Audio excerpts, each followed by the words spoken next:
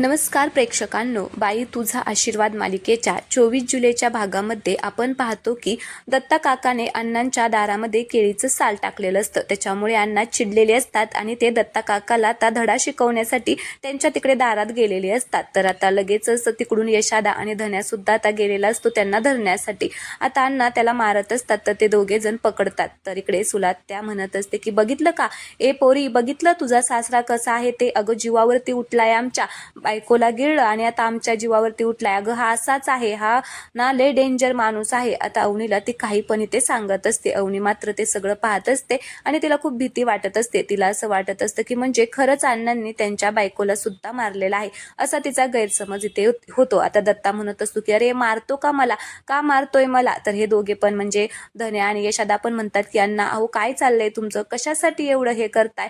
तर अण्णा म्हणत असतात की अरे केळ खाल्लं आणि माझ्या दारामध्ये साल टाकली, ह्याची हिंमतच कशी काय होते माझ्या दारामध्ये साल टाकायची, ह्याला ना मी आता सोडणारच नाही. मग आता सुलात्या म्हणते की बाबा दत्त्या ही काय ऐकणार नाही, नको ह्याच्या नादी लागू, जा ती साल उचलून ये. तर दत्ता काका म्हणतो मी का उचलू, मी टाकली नाहीये, ती साल अशी उडत उडत गेलेली आहे, मी टाकलेले नाहीये. त्यावेळेस धोंड्यांना म्हणत असतो की काय उडत गेली का, थांब आता तुला पण उडत उडतच लावतो, असं म्हणून ते त्याच्या अंगावरती धावून जातात. तर इकडे धन्या आणि यशादा त्यांना म्हणतात की अण्णा अहो काय चाललंय, तुम्ही आता मारणार आहात का त्यांना. आणि आत्या आमच्या अण्णा काही त्याला मारणार बिरणार नाहीये, ते फक्त त्याला चांगले फोडून काढतील, दुसरं काही करणार नाहीयेत आणि चूक त्यांचीच आहे, कशाला साल टाकायची आमच्या अंगणामध्ये.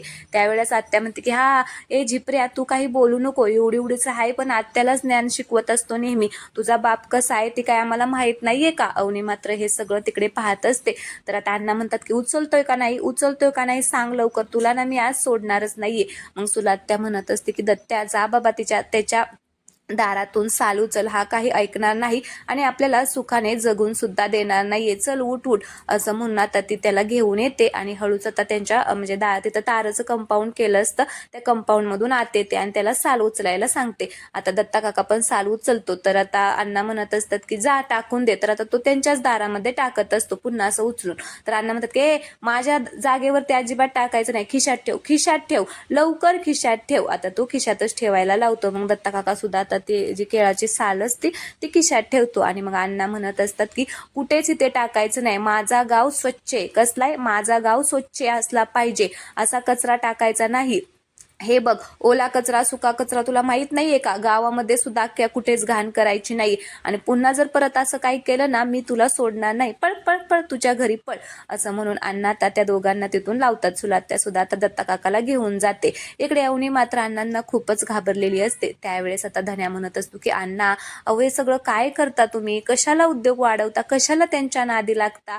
तर आता अण्णा म्हणतात की नादी लागता म्हणजे बघितलं ना त्याने केळाची साल टाकली होती. तर आता ते मग म्हणतात की हे यशादा म्हणतो की तुम्ही ही कुऱ्हाड काय त्यांना मारायला घेतली होती का. त्यावेळेस अण्णा म्हणतात की नाही रे, अरे पाठीमागं ते झाडं वाढलेत ना, तर मग त्याच्यासाठी म्हणलं ते तोडायसाठी मी त्याला धार लावत होतो, पण मध्येच हा आला.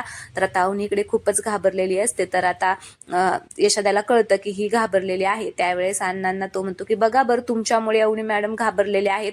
त्यावेळेस अण्णा म्हणतात की अरे ह्याच्यासाठी कशाला घाबरायचं आहे, बर धन्या एक काम कर, हे सगळं तिकडं नेऊन ठेव, सोनबाई घाबरलेत ना. मग सगळंच ते त्याच्या हातामध्ये देतात आणि त्याला म्हणतात की जा जा, कोणालाही दिसता कामा नये, लहान मुलांना वगैरे लागल तर तिकडे लांब ठेवून ये, असं म्हणत तर तो अण्णा ते सगळं देतात आणि मग धन्या तिकडे ठेवायला जातो. आणि अण्णा सुनबाईंना म्हणजे अवनीला म्हणत असतात की सुनबाई एवढं काय घाबरताय, अजिबात घाबरू नका आणि टेन्शन घेऊ नका, काही नाही होणार, हे आमचं रोजच असतं. तर अवनी खूप घाबरलेली असते. मग आता तिकडे जाते, चप्पल घालते आणि आता ती रूम शोधण्यासाठी चाललेली असते. तर आता ती अण्णांपासून अशी थोडीशी लपत लपत चाललेली असते कारण ती खूपच घाबरलेली असते अण्णांना. त्यावेळेस अण्णा म्हणतात की सुनबाई अगं कुठं चाललेली आहे. त्यावेळेस अवनी घाबरत घाबरत म्हणते की मी मंदिरात चाललेले आहे. मग अण्णा म्हणतात की चल मी तुला सोडतो. आता अवनी अजूनच घाबरते आणि थोडीशी बाजूला जाते. मग यशादाला समजतं. यशादा म्हणतो की नाही नाही नको, तुम्ही नको जायला, जाऊ द्या त्यांना. तर अण्णा म्हणतात की अहो सुनबाई घाबरू नका, मी बाहेरच बसतो, तुम्ही आतमध्ये जावा, पण मी येतो ना तुमच्या सोबत. तर अवनी काहीच बोलत नाही, ती फक्त अशी घाबरलेली असते. तर यशादा म्हणतो की जाऊ द्या त्यांना, जाऊ दे त्यांना. तो अण्णांना धरतो आणि मग अवनीला तिथून जायला सांगतो. अवनी आता लगेचच पळत तिथून जाते. तर आता अण्णा म्हणत असतात की अरे एवढी काय घाबरली सुनबाई, अशी काय करते, कशाला घाबरायचं एवढं. मग यशोदा म्हणत असतो की हो अण्णा, तुम्ही वागतायच तसं, काहीतरी तुम्हाला आहे का भान आपण कसं वागतोय ते. त्यावेळेस अण्णा म्हणतात की हां, हे काय झालं, मी कंट्रोल घेतला नाही ना सकाळी, 2-3 घोट कंट्रोलचे घेतले असते ना, म्हणजे बरोबर मला कंट्रोल आला असता. काय मी जरा उद्योगच करून बसतो, थांब ना, मला ना आता कंट्रोल घ्यायला जावंच लागेल, माझ्या सगळं लक्षात आलेलं आहे. तर आता ते म्हणतात की मी कंट्रोल घेऊनच आलो. तर यशोदा म्हणतो की अहो अण्णा काय चाललंय, पण अण्णा काही ऐकतच नाही. अण्णा लगेचच तिथून आता निघून जातात. इकडे दुसरीकडे आपण पाहतो की राजा नानांना भेटायला आलेला असतो आणि आता तो नानांवरती खूपच चिडलेला असतो आणि म्हणत असतो की नाना, नाना तुम्ही असं कसं काय वागू शकता, अहो मी तुमच्यासाठी काय काय नाही केलं, मी किती केलेलं आहे तुमच्यासाठी, तुम्हाला लाज कशी वाटली नाही असं वागण्यासाठी, अहो तुम्ही खूप चुकीचं केलेलं आहे, तुम्ही असं वागूच कसं शकता. आता तो बोलत असतो तर नाना म्हणत असतात की अरे माझं ऐकून घे, माझा जीवन मरणाचा प्रश्न होता. तर आता राजा म्हणतो की जीवन मरणाचा, अहो 2 तर प्रश्न विचारायचे होते, ते जर प्रश्न विचारले असते तर तुमचा जीव कसा काय गेला असता, असं काय बोलताय नाना तुम्ही. त्यावेळेस नाना म्हणत असतात की अरे प्रश्न विचारल्याने जीव गेला नसता, पण त्या महेश देशमानेने माझा नक्कीच जीव घेतला असता. अरे तो किती डेंजर माणूस आहे, काय खायची गोष्ट आहे का तो, तो किती डेंजर आहे, त्याने मला धमकी दिली होती, जर तू खोटं बोलत असशील ना तर मी तुला सोडणार नाही. मग मी काय करायचं सांग ना, काय करायचं. त्यावेळेस राजा म्हणतो की हो नाना, मग तुम्ही हे सगळं मला आधी सांगायचं ना, मी काहीतरी केलं असतं. तर ते म्हणतात की काय केलं असतं तू काय एवढा शक्तिमान लागून गेला का, काय केलं असतं रे, तू काही केलं नसतं. अरे एकतर सगळं काही आधी ठीक चालू होतं, पण तू त्या चंद्रकांत देशमानेच्या एकुलत्या एका मुलीवर लग्न करून सगळं काही वाटोळं करून घेतलेलं आहे. त्यावेळेस तो म्हणतो की नाही अण्णा, असं काय म्हणताय, अहो मी लग्न केलंय ते काय माझ्या इच्छेने केलंय का, अहो देवाईच्याच मनामध्ये होतं. नाना ह्या गाठी स्वर्गातच बांधल्या जातात, इथे नाही हो कोणी बांधत, आणि ते देवाईच्या मनात होतं म्हणून आमचं लग्न झालेलं आहे. आणि तुम्ही काय म्हणताय आधी चांगलं होतं, काय होतं आधी चांगलं, गावातली माणसं आम्हाला किती नावं ठेवायची, म्हणायची की या डांगटांच्या घरांना बाईचा आशीर्वाद नाहीये, पण मिळाला ना आम्हाला आशीर्वाद, हे सगळं त्या देव्याईमुळेच झालेलं आहे, काही आधी चांगलं नव्हतं. त्यावेळेस ते म्हणतात की नाही राजा, तुला कसं कळत नाहीये, अरे आधी चांगलंच चालू होतं, तू त्या देशमानेच्या एकुलत्या एका मुलीवर लग्न करून पायावरती धोंडाच मारून घेतलेला आहे बघ. आता हे सगळं मी नाही म्हणत, हे गावातली लोक म्हणतात. अरे तू काय आणि ते त्या मॅडम काय, कुठे आहे, जमीन आसमानाचा तर फरक आहे का. त्यावेळेस राजा म्हणतो की नाना तुम्ही सुद्धा असंच बोलताय, मला अशी तुमच्याकडून इच्छा नव्हती की माझा अपमान करावा, तुम्ही पण मला असं खालचंच समजता का हो नाना. त्यावेळेस ते म्हणतात की राजा, अरे हे मी नाही म्हणत, अख्खं गावच म्हणतंय, तुला कसं कळत नाहीये, हे बघ त्या पोरीला तिच्या घरी सोड, मग मी तुला नोकरी देतो, तुझं सुद्धा चांगलं होईल, माझं सुद्धा चांगलं होईल, आणि त्या चंद्रकांत देशमान्याचं सुद्धा चांगलंच होईल, त्याच्यामुळे मी सांगतोय ना ते कर. आता ते खूप राजाला समजावत असतात. तर राजा म्हणतो की नाही नाना, आता आमचं लग्न झालेलं आहे आणि आता त्या कुठेही जाणार नाही, तुम्हाला जे काय करायचे ते तुम्ही करा, मला जे काय करायचे ते मी करतो, असं म्हणून राजा आता तिथून निघून जातो. दुसरीकडे आपण पाहतो की अवनी मंदिरात जाते असं सांगून आता इकडे रूम शोधण्यासाठी आलेली असते. मग आता ज्या त्या पेपरमध्ये जो पत्ता असतो त्या पत्त्यावरती आता ती तिथे येते आणि तिथे तिला एक बोर्ड दिसतो, रूम भाड्याने मिळेल.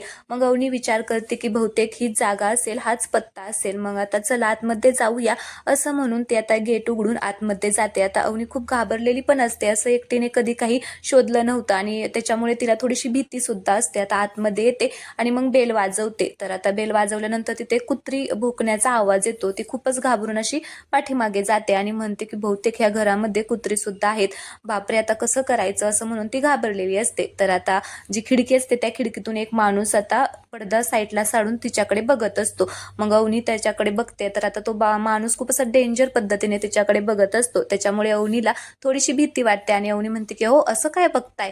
तर तो माणूस म्हणतो की असं काय बघताय म्हणजे तुम्ही माझ्या दाराच्या बाहेर उभा आहात म्हटल्यावरती मी तुम्हाला बघणारच ना, काय काम आहे. त्यावेळेस अवनी म्हणते की अच्छा, म्हणजे तुम्ही घर मालक आहात का. त्यावेळेस तो म्हणतो की हो माझंच घर आहे हे. तर ती म्हणते की मग इथे रूम भाड्याने मिळेल, हे ती रूम तुमचीच आहे का. तर तो म्हणतो की हो, ती दोन्ही घरं माझीच आहेत. तर ती म्हणते की हा मग मला ना भाड्याने रूम पाहिजे होते. त्यावेळेस तो माणूस म्हणतो की हा या ना आतमध्ये, तुम्हाला रूम पाहिजे का भाड्याने, या आतमध्ये या, म्हणजे आपण सविस्तर बोलूया. तर अवनी म्हणत असते की आतमध्ये कुत्री आहेत का. त्यावेळेस तो म्हणतो की नाही हो, हो कुत्री नाही येत, ते काय झाले आम्ही बेलचाच आवाज कुत्र्याचा म्हणजे बेलच कुत्र्याच्या आवाजाची आहे, त्याच्यामुळे कळतं ना कोणाला कुत्र्याची ॲलर्जी आहे ते, त्याच्यामुळे ठेवलेलं आहे, काही घाबरू नका, आतमध्ये या. मग आता अवनी आतमध्ये जाते, तर आता तो तिथे सोप्यावरती बसतो आणि अवनीला म्हणत असतो की बसा ना, तुम्ही पण बसा ना. तर अवनी म्हणत असते की तुम्ही एकटंच राहता का इथे, म्हणजे कोणी लेडीज वगैरे नाहीये का? तर आता तिला भीती वाटत असते म्हणून ती विचारते. त्यावेळेस तो माणूस म्हणतो की नाही नाही आहेत ना, माझी मिसेस आहे, थांबा तिला मी बोलवतो, असं म्हणून आता तो त्याच्या बायकोला आवाज येतो. तर प्रेक्षकांनो, ही खरं तर त्याची बायको आहे का नाही तोच डाऊट आहे. खरं तर तो खूपच वेगळा बघतोय आणि वेगळाच आहे माणूस. तर आता ती बाई येते आणि म्हणत असते की हा बोला ना. तर मग ती आल्यानंतर तो माणूस म्हणतो की ही माझी मिसेस आहे. मग अवनी म्हणते की अच्छा. आता ती तिथे खाली बसते, तर तो माणूस म्हणतो की बर काय नाव तुमचं? तर अवनी म्हणते की अवनी. मग तो म्हणतो की अवनी, अहो नाव आडनाव वगैरे आहे का नाही? मग ती म्हणते की अवनी देशमाने. अच्छा अच्छा, तुमचं लग्न झालंय का? त्यावेळेस ती म्हणते की नाही नाही, माझं लग्न नाही झालं. मग तो म्हणतो की मग गळ्यात मंगळसूत्र? मग आता तिला काय बोलावं तेच कळत नाही. मग ती म्हणते की हा हा झाले, लग्न झाले. त्यावेळेस तो म्हणतो की हो असं काय करताय, मानेने नाही म्हणताय, तोंडाने हो म्हणताय, असं कसं काय बोलताय? बर तुमचे मिस्टर मिस्टर कुठे असतात? तर अवनी म्हणते की काय? तर तो म्हणतो की अहो नवरा कुठे असतो तुमचा? त्यावेळेस ती म्हणते की हा नवरा बाहेर असतो, फॉरेनरला असतो तो, बाहेरच्या देशात असतो, मी एकटीच इथे राहते, कधीतरीच तो येतो. तर तो म्हणतो की बरं ठीक आहे, बरं चला तुम्हाला रूम दाखवतो, चला रूम दाखवतो, असं तो म्हणतो. तर अवनी म्हणते की तुम्ही कशाला दाखवताय, ह्या दाखवतील ना? तर तो म्हणतो की बरं ठीक आहे. आता त्याला थोडंसं वेगळं वाटतं, त्याला दाखवायची असते, पण तो म्हणतो की बरं ठीक आहे, जा हिला रूम दाखव आणि नीट दाखव, व्यवस्थित दाखव. आता ती बाई थोडीशी घाबरलेली वाटते, त्याच्यामुळे शंकाच येते की ती त्याची बायको आहे का नक्की दुसरी कोण आहे ते. मग आता तो म्हणतो की जावा वरती. मग अवनी हळूहळू आता वरती जात असते. तर हा मोबाईल काढतो आणि मोबाईलमध्ये कॅमेरा असतो वरच्या रूमचा. तर मग तो इथूनच त्या दोघींना पाहत असतो. मग ती बाई वरती अवनीला घेऊन जाते, रूम दाखवते सगळी, आणि हा इकडे मोबाईलमध्ये पाहत असतो आणि म्हणत असतो की आलं कुण्या गावाचं पाखरू, म्हणजे असं गाणं म्हणत असतो आणि तो खुश झालेला असतो. आता मग ती अवनी रूम पाहून बाहेर येते. तर आता हा पण ते मोबाईल बंद करतो आणि म्हणतो काय आवडली का रूम? त्यावेळेस अवनी म्हणते की हो रूम छान आहे, आवडलेली आहे मला पण. तर तो म्हणतो की पण काय, रूम एक नंबर आहे, काय झालं? तर अवनी म्हणते की हो पण 10,000 भाडं ना खूपच होतंय, म्हणजे माझ्यासाठी खूप आहे, एवढं मी नाही देऊ शकत 10,000. तर तो म्हणतो की अहो कुठे 10,000, बघितलं ना फॅसिलिटी किती आहे, 24 तास पाणी आहे, गिझर आहे, गॅस आहे, सगळं काही व्यवस्थित स्वच्छ आहे, मग काय तेव्हा भाडं लई नाहीये. तर ती म्हणते की हो आहे सगळं, पण मी नाही एवढं देऊ शकत, माझ्यासाठी हे खूपच आहे. तर तो म्हणतो की बरं ठीक आहे, आता तुमच्यासाठी म्हणून ना मी 8,000 करतो, 8,000 काही लई नाहीये, 8,000 द्या. त्यावेळेस अवनी म्हणते की 8,000, आता 8,000 पण तिला खूप वाटत असतं. तर आता ती म्हणते की बरं ठीक आहे, 8,000 तर 8,000. तर तो म्हणतो की हा पण आहे ना तुम्हाला डिपॉझिट 3 महिन्याचं द्यावं लागेल, म्हणजे रेंट जेवढं असेल तेवढं 3 महिन्याचं डिपॉझिट आधीच द्यावं लागेल. तर अवनी म्हणते की 3 महिन्याचं? नाही हो नाही, माझ्याकडे एवढे पैसे नाही आहेत, मी नाही देऊ शकत, पण तुम्ही काही टेन्शन घेऊ नका, ॲडव्हान्समध्येच मी आधी तुम्हाला भाडं देत जाईल, आणि आत्ता माझ्याकडे 4,000 आहेत, तर ते मी ॲडव्हान्स पेमेंट तुम्हाला देते, राहिला आल्यानंतर बाकीचं देते मी, महिन्याला देत जाईल, असं म्हणून ती आता तिच्या पर्समधून पैसे काढते 4,000 आणि त्याला देते. आता तो माणूस म्हणत असतो की बरं ठीक आहे, आता तुमच्यासाठी करतो ॲडजस्टमेंट मी एवढी सगळी, चला मग. अवनी म्हणते की हा ठीक आहे, मी जाते. तर आता अवनी बाहेर जाते, तर तो माणूस पण बाहेर येतो आणि अवनीला म्हणत असतो की लवकर या, मी तुमची वाट बघतोय. त्यावेळेस अवनी म्हणते की काय काय बोललात तुम्ही? त्यावेळेस तो म्हणतो की हो म्हणजे माझ्या पेमेंटची वाट बघतोय, तुम्ही आल्यानंतर मला बाकीचे राहिलेले पैसे द्याचाल ना, त्याच्यामुळे मी त्याची वाट बघतोय, असं म्हटलं. तर अवनी म्हणते की हा ठीक आहे, मी जाते. आणि तर तो म्हणतो की मग कधी राहायला येणार तुम्ही? तर ती म्हणते की मी उद्याच येईल. त्यावेळेस तो म्हणतो की उद्याच? बरं ठीक आहे या, उद्याच या राहायला. तर अवनी हो म्हणून आता तिथून चाललेली असते. आता हे सगळं पाठीमागून सुलात्या पाहत असते, ती तिच्या म्हणजे तिच्याच तिचा पाठलाग करतच आलेली असते सुलात्या. आता ती सगळं ते पाहत असते. तर अवनी खूप खुश झालेली असते, गेट लावते आणि म्हणत असते की देवी आई, राहायचा प्रश्न तर सुटलेला आहे, आता मला राहायला जागा मिळाली आहे, आता मला एक चांगला जॉब लागू दे, म्हणजे सगळं काही माझं सेट होईल, असं म्हणून ती खूप खुश होऊन जाते. तर इकडे सुलात्या म्हणत असते की धोंड्याची सून इकडं काय करतीये आणि अशी का आलेली आहे एकटीच, काहीतरी नक्कीच दिसतंय मला ना, आता ते बघावंच लागेल, असं म्हणून आता ती अवनी तिथून गेल्यानंतर लगेचच तिकडे गेटच्या तिथे समोर येते, आतमध्ये जाते. तर आता तिला सुद्धा तिथे बोर्ड दिसतो की रूम भाड्याने मिळेल. मग आत्याबाई तो बोर्ड वाचतात आणि मग लगेचच बेल वाजवतात. आता बेल वाजवल्याबरोबर बरोबर पुन्हा आता तो कुत्र्याचा आवाज येतो, म्हणजे कुत्री भोकल्याचा आवाज येतो. आत्याबाई जाम इथे घाबरलेल्या आहेत बरं का, डेंजर घाबरतात, लगेच पळतच सुटतात त्या आवाजांनी आणि पळत सुटून तिकडे बाहेर जायला निघालेले असतात. त्यावेळेस तो माणूस खिडकीतून बघतो आणि म्हणत असतो की ओ बाई काय झालं, काय काम आहे. मग आता आत्याबाई थोड्याशा शांत होतात आणि म्हणत असतात की हाय वय तुम्ही, अहो ते तुमची कुत्री बाहेर येतात बघा, आवाज आला. तर तो माणूस म्हणतो की हा ते सगळं जाऊ द्या, काय काम आहे ना ते बोला, मुद्द्याचं बोला. मग आत्याबाई म्हणत असतात की थांबा थांबा मी चाले. म्हणून आत्याबाई आता त्याच्या जवळ येतात खिडकीपाशी आणि म्हणत असतात की इथं बोर्ड वाचला, रूम भाड्याने मिळेल. तर तो म्हणतो की नाही नाही, रूम गेलेली आहे, आता तुम्हाला मिळणार नाही. तर आत्याबाई म्हणतात गेली, ती आता जी मुलगी आली होती तिला दिली का. त्यावेळेस तो म्हणतो की हो तिलाच दिलेली आहे. मग आत्याबाई थोड्याशा खुश होतात आणि मग तो माणूस म्हणत असतो काय हो त्या मुलीला तुम्ही ओळखता का, तुमच्या फॅमिलीतले आहे का. त्यावेळेस ती म्हणते की फॅमिली नाही नाही बाई माझी कोणी नाहीये. तर तो म्हणतो की हा आणि फॅमिलीसाठी मी रूम देतच नाही, फक्त मुलींसाठी ही रूम असते. त्यावेळेस आत्याबाई म्हणतात की ओ मला नकोयच तुमची रूम, माझा बंगला आहे बंगला.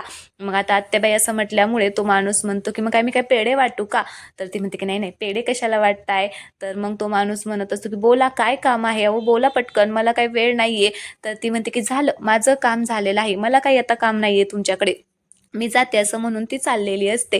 आता तो माणूस म्हणतो की काय वेडी काय, आणि मग आवाज देतो ओ बाई ते जाताना गेट लावून घ्या. तर आत्याबाई म्हणतात की हाड मी वे तुझं गेट लावते, पळ तिकडं, माझा एवढा मोठा बंगला असताना तुझ्या त्या भाड्याच्या रूमचं वे गेट लावू, नाही लावणार, असं म्हणून आत्याबाई तिथून निघून जातात. तर तो माणूस म्हणतो की काय मेंटल बाई आहे, थोडं तरी काही हिला अक्कल आहे का. तर जाऊ दे आता मलाच आता ते गेट लावून यायला लागल, असं म्हणून तो गेट लावून घेतो. तर आता तो नंतर त्याच्या मित्राला फोन लावतो आणि त्या मित्राला म्हणत असतो की एक पाखरू आपल्या जाळ्यात अडकलेला आहे, आता तो जो व्हिडिओ आहे तो सगळा बनवायचा आणि मग आपल्याला मस्त पैसे मिळणार, असं म्हणून तो खूप खुश झालेला असतो. आता हा माणूस अजिबातच चांगला नाहीये, खूपच बेकार आहे आणि तो त्याच्या मित्राला म्हणत असतो की आता आपण दोघे जण निम्मे निम्मे पैसे घेऊया आणि आता रात्रंदिवस आता आपण ते बघत बसूया, असं म्हणून आता ते दोघे जण खूप खुश झालेले असतात. तर आता फोन ठेवतो आणि त्याच्या बायकोला आवाज देतो आणि म्हणत असतो की काय चाललंय, आता तुझ्या भावाचा फोन आलता, तुमची जत्रा आहे तो म्हणतोय, तर तुला तिकडे जावं लागल 10 महिन्यांसाठी.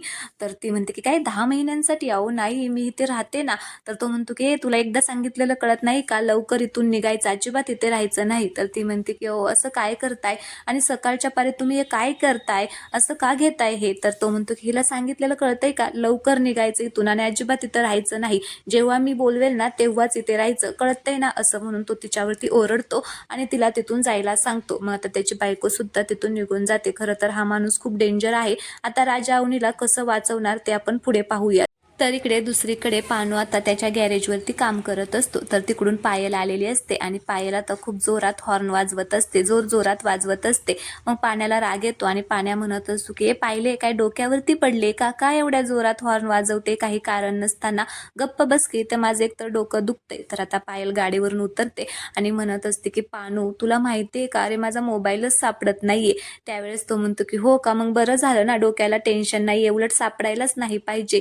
त्यावेळेस पायल म्हणते की पानू असं का बोलतोय, तुला माहितीये ना माझा मोबाईल माझ्यासाठी किती इम्पॉर्टंट आहे, मोबाईल नाही सापडला तर माझं खूप नुकसान होतंय रे, खूप म्हणजे खूपच नुकसान होतंय, मला काहीच काम करता येत नाहीये. त्यावेळेस तिकडून संभ्या म्हणत असतो की किती नुकसान होतंय पायल मॅडम, तुमचं किती नुकसान होतंय. त्यावेळेस ती म्हणते की अरे खूप नुकसान होतंय, तुला तर कळणार नाही, ते तुझ्या डोक्याच्या बाहेर आहे, तुला अजिबातच कळणार नाही.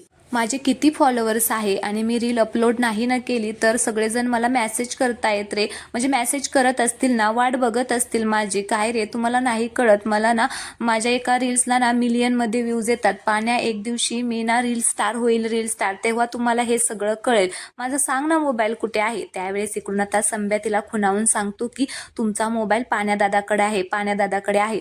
मग असं संभ्याने खुणावून सांगितल्यामुळे पायलला समजतं की माझा मोबाईल याने घेतलेला आहे. मग आता ती म्हणत असते की पानू ऐक ना, माझा मोबाईल तुझ्याकडे आहे ना, दे ना रे, मला खूप गरज आहे रे माझ्या मोबाईलची. त्यावेळेस पाण्या म्हणतो की माझ्याकडे कसा काय असेल तुझा मोबाईल, माझ्याकडे काही तुझा मोबाईल नाहीये. त्यावेळेस ती म्हणते की हा संभ्याने सांगितलेलं आहे तुझ्याकडेच आहे म्हणून. तर तो म्हणतो की काय. मग आता त्याला संभ्याचा खूपच राग येतो आणि तो पळतच आता संभ्याला म्हणजे मारण्यासाठी जातो. तर संभ्या म्हणतो की मी नाही. इकडे पायलला मात्र आता वाईट वाटतं की मी काय ही चुकी करून बसली, म्हणून ते डोक्यालाच मारून घेते. तर आता पाण्या त्या संभ्याच्या पाठीमागे मागे लागलेला असतो. तर संभ्या म्हणतो की अरे आई शपथ मी सांगितलेलं नाहीये, खरंच मी नाही सांगितलं. आता ते दोघांची गंमत चालू असते. तर त्याला मारत असतो. तर संभ्या आता तिथून पळून जातो. आता संभ्या पळून गेल्यानंतर पायल म्हणत असते की पानू प्लीज देणार रे माझा मोबाईल, मला खूप गरज आहे रे मोबाईलची. त्यावेळेस पाण्या म्हणत असतो की ए पाहिले, मी काही तुझा मोबाईल घेतला नाहीये, मला काय करायचं आहे तुझं ते डबडं घेऊन, मी घेतलेलं नाहीये आणि जरी घेतला असता ना तरी मी देणार नाहीये, जा काय करायचंय ते. खरं तर मी घेतलाच नाहीये पण आता तुला ऐकायचं नाहीये तर काय करू, जा जा असं म्हणून आता तो तिला जायला सांगतो. मग आता पायल म्हणते की काय करू या पाण्याचं, आता कसा मोबाईल घेऊ. तेवढ्यातच तिला आता तिकडे पाण्याचा मोबाईल दिसतो. मग आता ते ठरवते की हा माझा मोबाईल देत नाही का, थांब आता मी ह्याचाच मोबाईल घेते म्हणून आता पाण्या त्याचं काम करत असतो. तर हळूहळू आता त्या मोबाईलच्या जवळ जाते आणि मोबाईल उचलते आणि मोबाईल उचलून आता पुढे येऊन आता पर्समध्ये टाकते आणि पानूला म्हणत असते की बरं ठीक आहे, नसेल तुझ्याकडे माझा मोबाईल, मी जाते असं म्हणून ती चाललेली असते. तर आता पाण्या म्हणतो की हा पळपळ आणि मग ती स्कूटीवरती बसते, स्कूटी अशी वळवून घेते जेणेकरून लगेच पळत जायला मिळेल आणि म्हणत असते की पानू माझा मोबाईल तुझ्याकडे, माझं दिल तुझ्याकडे आणि तुझा मोबाईल माझ्याकडे. तर आता मग पाण्याला आश्चर्याचा धक्काच बसतो. तो म्हणतो की माझा मोबाईल दे. तर आता म्हणते की नाही नाही तुझा मोबाईल मिळणार नाही असं म्हणून ते आता लगेचच ते स्कूटी चालू करून आता तिथून निघून जाते आणि त्याला दाखवते की मोबाईल आता माझा आहे, तुझा माझ्याकडे, माझा तुझ्याकडे. तर आता पाण्या म्हणतो की आता काही खरं नाहीये.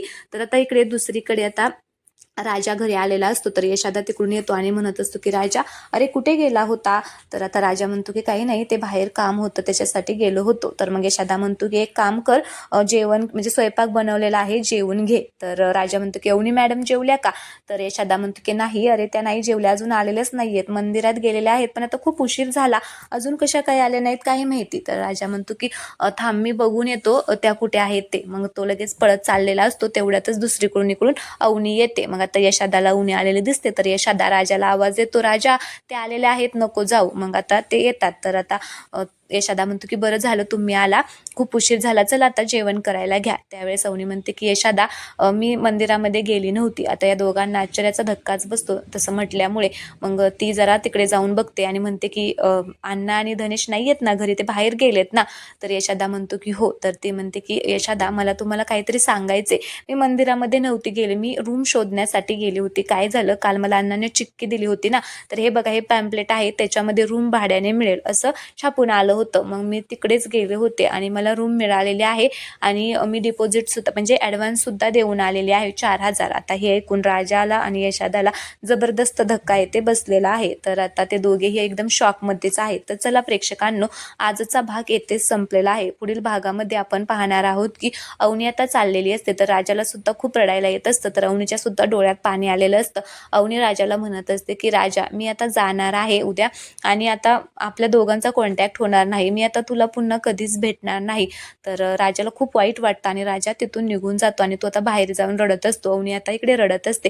तर चला प्रेक्षकांनो, राजा आता त्या डेंजर माणसाच्या तावडीतून अवनीला वाचवणार का, हे पाहणं खूप इंटरेस्टिंग असणार आहे. त्यामुळे तुम्ही चॅनलला सबस्क्राईब करा आणि व्हिडिओ आवडला असेल तर व्हिडिओला लाईक करा. धन्यवाद.